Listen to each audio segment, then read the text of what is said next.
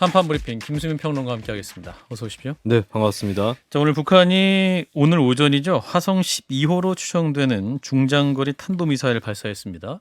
네, 이 미사일은 일본 도호쿠 지역 상공을 통과해서 일본의 배타적 경제수역 EEZ 바깥의 태평양에 떨어졌습니다.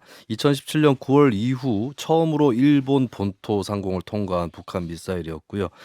중장거리 미사일로 파악이 되는데 이 중장거리는 사거리가 3,000 내지 5,500km입니다. 예. 1,000 내지 2,500km인 준중거리 탄도 유도탄보다는 길고 5,500km 이상인 대륙간 탄도탄보다는 짧은 사거리고요. ICBM. 그렇습니다. 네, 미국 싱크탱크 CSIS 산하 사이트인 미사일 스렛에 따르면 북한이 보유한 미사일 가운데 IRBM 범주에 들어가는 미사일로는 화성 12가 있기 때문에 그 예. 미사일로 추정이 되고 있습니다. 북한은 올 들어 이날까지 탄도미사일을 21차례, 순항미사일을 2차례 발사했고요. 윤석열 정부 출범 이후로 따지면 9번째 미사일 발사입니다. 그렇군요. 자, 그래서 윤석열 대통령 오늘 출근길 그 약식 문답에서 바로 입장을 밝혔습니다. 그러면서 그 NSC 국가안전보장회의 상임위원회는 회의를 열었습니다. 네, 윤 대통령은 출근길 기자들과의 질의응답에서 이런 무모한 핵 도발은 우리 군을 비롯한 동맹국가 국제사회의 결연한 대응에 직면할 것이다라고 경고를 했습니다.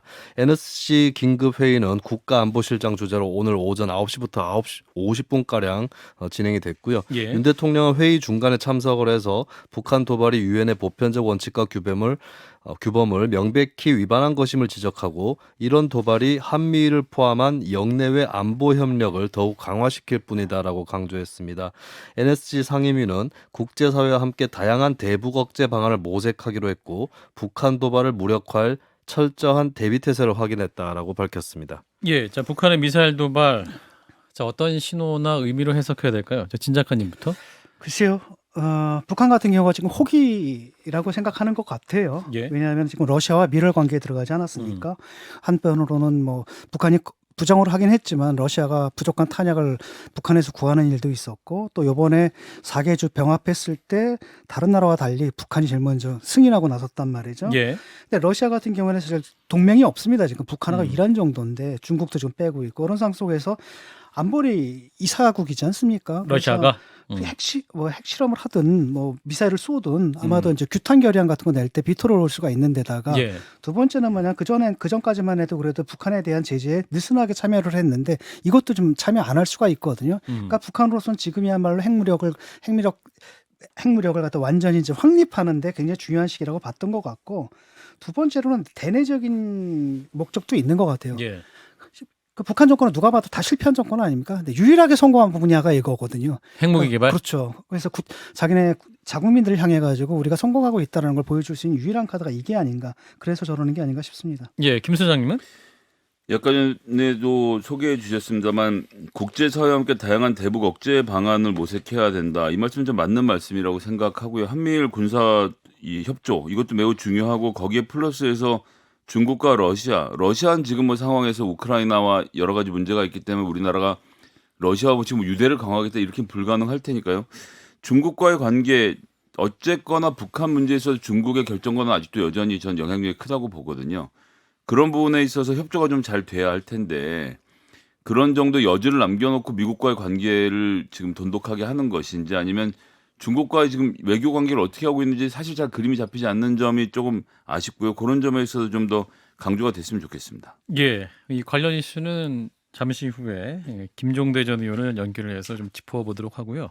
자, 이어서 국내 정치권 서해 공무원 피격 사건에 대한 감사원의 그 문 전 대통령에 대한 서면 조사 통보로 논란이 계속되고 있는데 대통령도 지금 출근길에 관련 질문에 답을 했습니다. 네, 윤 대통령은 감사원의 문 전 대통령 서면조사 통보에 관한 질문을 받고 대통령이 뭐라고 언급하는 거 적절치 않다. 네. 감사원은 헌법기관이고 대통령실과 독립적으로 운영되는 그런 기관이라고 말했습니다.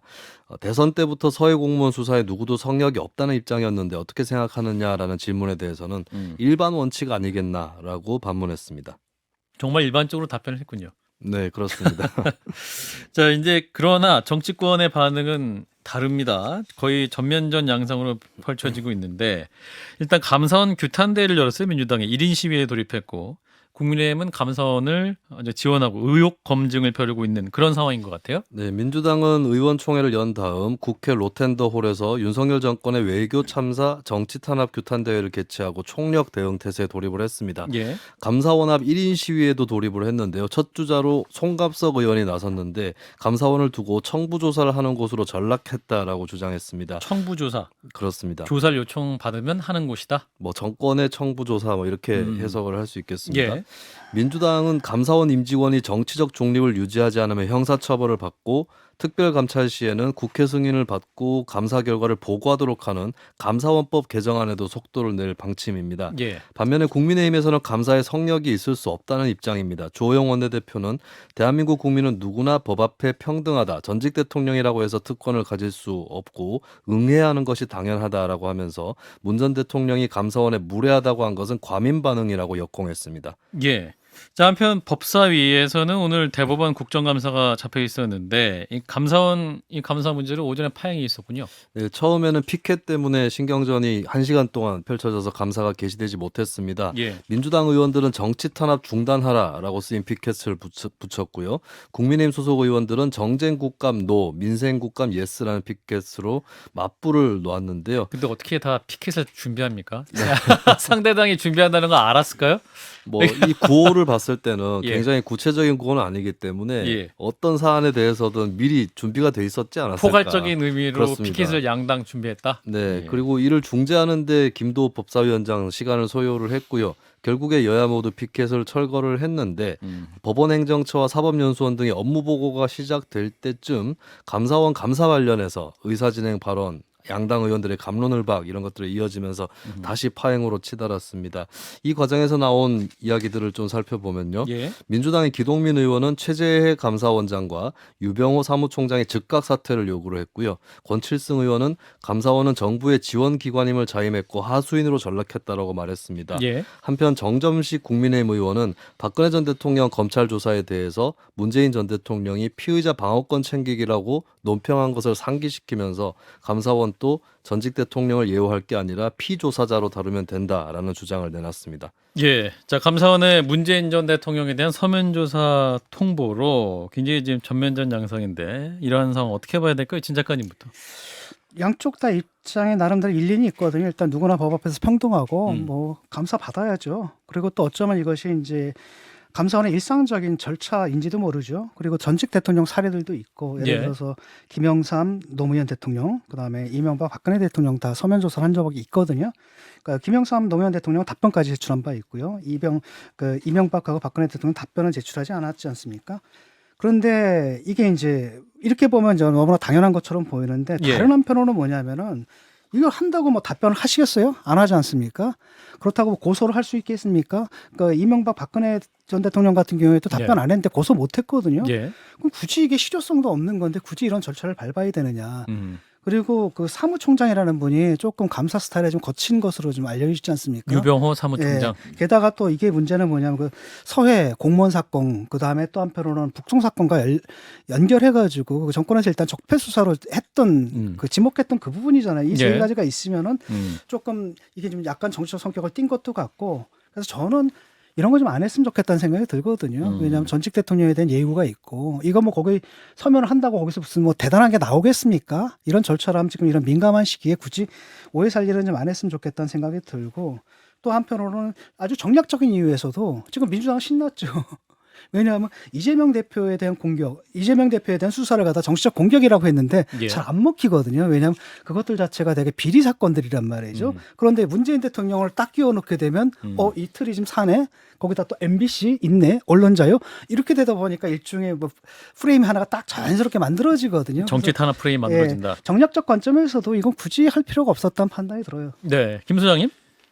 그러니까 저는 감사원이 사실은 굉장히 힘이 많기 때문에 절차를 잘 지키는 게 중요하다고 생각하는데 예. 지금 이번 정부의 감사원 특히 최재해 감사원장 문재인 정부 때 임명받았는데 윤석열 정부에서 3년 임기를 남겨놓고 있지 않습니까? 예. 근데 지금 진행 중인 감사 중에 3건 서해 공무원 피살 건하고 전현희 국민권익위원장 관련 건하고 비영리 민간단체 지원 실태 관련돼서는 감사위원회의 의결 절차를 생략했어요. 근데 감사원 대변인도 그걸 인정을 하면서 하지만 뭐 직권으로 할 수 있다라는 식으로 말을 했는데 감사원법은 그런 내용이 전혀 없습니다. 거기에서 그치지 않고 유병월 사무총장은 신동아 나가서 인터뷰를 하면서 아니다. 이거 내가 전격 지시했다. 지금 심지어는 감사원 내부에서 누가 서해 공무원 피살 관련돼서 감사를 시작했는지를 가지고 서로 공을 다투고 있는 상황까지 가고 있지 않습니까? 이렇게 되면 이제 정권에서 이 수사를 바랬고 감사원이 그것에 맞춰서 수사를 한다는 오해를 살 수밖에 없는 상황. 예. 아니 이거 그냥 감사위원회 의결을 거치면 되는데 왜 이런 절차를 거치지 않고 문제를 일으키고 이 사무총장이라는 사람 나가서 언론에 대고 저 위원장이 한 게 아니라 왜냐면 대변인은 위원장이 직권을 했다고 말을 했거든요. 근데 사무총장은 나가서 아니다 내가 전격 지시한 거다라고 말하면서 싸우고 있는 모양새가 누가 봐도 정권에 충성하는 모양새인 건데 이건 감사원이 이렇게 운영되면 안 됩니다. 옛날에는 우리 이해창 총재 예전에 감사원장 하던 시절에 국민들이 감사원에 얼마나 열광했던 기억이 있지 않습니까? 그런 절차를 공정하게 지키는 기본적인 것을 안 갖춰 놓으니까 이런 정치적 논란에 좀 휩싸이는 게 아닌가 싶어요. 감사원의 목적은 말이죠. 지난 정권이 아니라 현 정권을 감시하는 데 있거든요. 그 점을 좀 생각했으면 좋겠습니다. 그래요. 자, 그래서 이게 그리고 예, 짧게인데요. 김 소장님. 예. 예, 아까 진 작가님께서 노무현 대통령이 하시는데 노태우 대통령 아마 잘못 말씀하셨어요. 죄송합니다. 대신 잘 짚어주셨습니다. 김승인 평가도 짚을까 말까 내 나이 눈빛을 보고 대박. 있었는데. 현 국면 그래서 양당은 이제 서로 지지층 결집을 위해서 더 무리할 것이다 이런 전망 나오는데 김승인 평론가 어떻게 판단하세요? 네, 사실 뭐 정치라는 것이 아주 깊은 전략보다는 관성이라든지 원래 해왔던 행동의 뭐 반복 이런 것들의 영향을 많이 받지 않습니까? 그렇죠. 그렇게 본다면 사실 이 문제는 양쪽 다 기세를 올리게 되는 예, 뭐 어떤 전략적인 우회라든지 이런 것보다는 정면적인 충돌이 불가피할 것 같고요. 양당의 사정을 봤을 때는 최근에 여론조사의 여러 흐름들을 종합해 보면 예. 이재명 대표에 대한 수사에 비해서 문재인 정부에 대한 수사에 대해 좀 정치 보복이다라고 답변하는 비율이 조금 더 높은 편이거든요. 예. 일단 민주당 입장에서는 맥시멈으로 응집을 할 수 있는 기회다라고 생각을 할 수 있는 것이겠고 국민의힘 입장에서는 현재 윤석열 대통령의 지지율이 저조한 상태이고 또 국민의힘 지지층 사이에서는 전 정부에 대한 철저한 수사 이런 것들을 바랐던 여론들이 있기 때문에 예, 그러면 이제 물러설 수 없이 이제 50대 50 대결을 향해서 양쪽이 쌍끌이를 하는 그런 모습으로 가지 않을까. 그리고 이것은 지난 대선 때 윤 대통령의 중앙일보 인터뷰 적폐 수사 해야죠, 돼야죠. 그 발언으로 촉발됐던 그때의 모습과 비슷하게 돌아가는 그런 국면이 아닌가 싶습니다. 50대 50은 아니고 30대 30이에요. 30, 30 양당 얻으시는 게 적다. 자, 일단은 이 관련 이슈 2부에서 또 최영두 의원과 짚어보도록 하고요. 채널 A 사건과 관련해서 이동재 전 채널 A 기자의 명예를 훼손한 혐의로 기소됐던 최강욱 의원 1심에서 무죄를 선고받았군요. 네, 서울중앙지법 형사 16단독에 김태균 부장판사가 판결을 내렸는데요. 예. 정보통신망법 명예훼손 혐의로 기소가 된 최강호 의원에게 무죄를 선고했습니다. 이동재 당시 채널A 기자가 한동훈 당시 검사와의 친분을 내세우면서 이철전 밸류인베스트코리아 대표를 압박하고 유시민 노무현재단 이사장 등의 비리 제보를 받아내려 했다라고 하는 것이 이 채널A 사건 의혹이었는데요. 예. 당시인 2020년 4월에 최강호 의원은 이동재 기자가 이철전 대표에게 눈 딱 감고 유시민에게 돈을 건넸다고 해라라는 취지로 발언했다는 주장이 담긴 글을 게시했었습니다. 예. 이에 대한 판결이 나온 것인데 김태균 판사는 해당 글은 허위이지만 비방 목적은 아니라고 봤습니다. 이동재 전 기자가 부당한 취재를 했다고 의심할 소지가 있고 종합편성 채널 기자가 갖는 공인으로서의 성격을 감안하면 최강욱 의원의 글이 공개 토론에 기여했다라고 하는 그런 판결 내용도 있었습니다. 공개 토론이 어떤 의미입니까? 그러니까 문제를 공론화시켰다. 그렇죠. 이걸 논란을 촉발을 시켜서 얘기해 볼 수 있는 기회를 만들었다. 뭐 이런 취지로 봐야 될 것 같습니다. 그렇군요. 자, 피고인 최강욱 의원과 원고인 이동재 전 기자 반응이 나왔군요. 네, 최강욱 의원은 그동안 실제 제보에 근거해 이전 기자 발언의 요지를 전달하며 논평했을 뿐 명예훼손은 아니라고 주장을 해왔는데요. 선고 직후에 기자들과 만나서 검찰과 언론의 결탁에 경종을 울리는 판결이라고 밝혔습니다. 반면 이동재 전 기자 측은 일단 최 의원의 글을 허위사실로 판단한 판결 일부를 상기시키면서 최 의원이 적반하장의 태도를 보이는 것에 대해 강한 유감을 표명한다라고 밝혔고요. 예. 그런 한편으로 검언 유착이 존재하지 않았음이 객관적으로 드러났다고 의미를 부여했습니다. 다만 본인이 구속 수감까지 되는 고초를 겪었는데도 비방 목적에 대한 증명이 없었다 판단한 것은 납득할 수 없다 이렇게 항변하기도 했습니다. 네, 자 오늘 1심 판결 최강욱 의원이 게시한 글이 허위지만 비방 목적은 없었기 때문에 무죄다. 판결입니다. 관련 내용 어떻게 들으셨는지 진 작가님. 뭐 법원의 판결은 존중해야 되는데 좀 이례적인 건 사실이에요. 예. 보통 명예훼손에서 비방 목적은 그냥 기본적으로 있다라고 전제가 되거든요. 많은 경우에 예. 언론의 보도라든지 이것이 아니라고 한다면 기본적으로 인정이 되는 건데 이걸 상당히 좁게 좀 본 것 같고요. 또 하나는 뭐냐면 그 부분이 조금 튀는데 그 글이 공론화에 기여했다. 공개 토론에 공개 기여했다. 토론에 기여했다. 이건 저는 좀 동의할 수가 없거든요. 그 글로 인해 가지고 마녀 사냥이 이루어졌던 부분을 생각하게 되면 피고인한테 굉장히 이례적으로 호의적인 판결이 좀 나왔다고 생각을 합니다. 어쨌든 근데 이런 부분이 있었거든요. 당시 저도 그런 생각을 했는데 최강욱 의원은 정말로 저걸 믿는 건가? 제가 거짓말이라기보다도 예. 어떤 약간 종교적인 믿음처럼 갖고 있는 것 같습니다. 저걸 일단 믿고 일단 질러놓고 나중에 핸드폰을 까게 되면 뭐가 나올 거다라도 굳은 확신이 있지 않고서는 저렇게 할 수 없다는 생각을 좀 했는데 그런 의미에서 비방 목적이 없었다라고 한다는 건 인정할 수 있지만 이거는 아마 2심에서 한번 다퉈봐야 될 것 같습니다. 김 소장님. 일단 이 건은 이동재 기자와 한동훈 검사 간에 무슨 거래가 있었는지가 핵심이었는데요. 이동재 기자가 핸드폰 2대를 완전히 소멸시켰고 노트북 같은 경우에는 채널A의 그 기술팀의 지원을 받아서 하드디스크를 디가우징한다고 하죠. 복원이 불가능한 상태로 망가뜨리는 등의 철저하게 증거 은폐 작업을 했습니다. 예. 그래서 여기서 핵심은 이동재 기자와 한동훈 검사가 그 당시에 이철 씨 뭐 이렇게 관련돼서 이야기를 하면서 둘 간의 대화를 나눴는지를 살펴보는 게 중요했고 관련된 증거는 한동훈 검사의 핸드폰 하나만 남아있는 상태였지만 여러분들 잘 아시는 것처럼 26자리라고 했었나요? 뭐 이제 하여튼 20자리가 넘는 비밀번호가 걸려있는 관계로 풀지 못하고 흐지부지 되어서 지금 이동재 기자 건이 그렇게 해서 넘어간 건이지 속 시원하게 해결된 건이 아니라는 점을 짚어봐야겠고요. 그리고 이동재 기자가 후배 기자와의 대화에서 이 대화는 후배 기자의 핸드폰을 통해서 복원이 됐지만 한동훈 검사와 연결 고리에 대한 이야기를 했던 지점 등이 나왔기 때문에 거기에 대해서 뭐 공론화되고 토론화되는 과정이었다라고 판단합니다. 진 이게 이제 작가님. 흔히 약을 친다 그러잖아요. 기자들이 이제 가끔가다 이런 식의 좀 특종 욕심 때문에 좀 윤리적으로 좀 의심스러운 취재 방식을 택하는 방식이 있거든요. 그럴 때 약을 친다 그러더라고요. 그런 사건이고 이것은 이제 취재 윤리 위반의 사안인데 이걸 가지고 이제 공작 정치를 한 거죠. 그래서 약을 쳤다는 건 누가 쳤다는 겁니까? 그러니까 기자가 이동재 약을 기자가 쳤다. 쳤다, 이렇게 당시에? 그렇게 표현하더라고요. 기자들은. 근데 이제 이게 문제는 뭐냐면 결국은 한동훈 검사가 유시민 씨를 억지로 집어넣으려고 했다. 이게 이제 이 의혹의 핵심 아닙니까? 근데 예.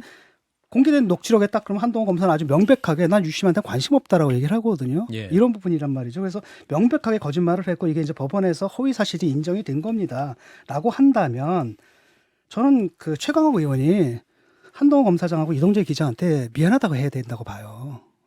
지금 무죄 나왔다고 지금 잘했다 이게 아니라 죄송하다. 난 정말 그렇게 생각했다. 오류였다. 이걸 지금 사죄를 해야 된다고 봅니다. 김 소장님은? 예전 뭐 한동훈 검사가 본인의 휴대전화를 열지 않고 내용을 공개하지 않는 것은 뭐 사법권으로 할 수 있는 행동이라고 생각합니다. 개인의 권리는 당연히 보장받아야 하니까요.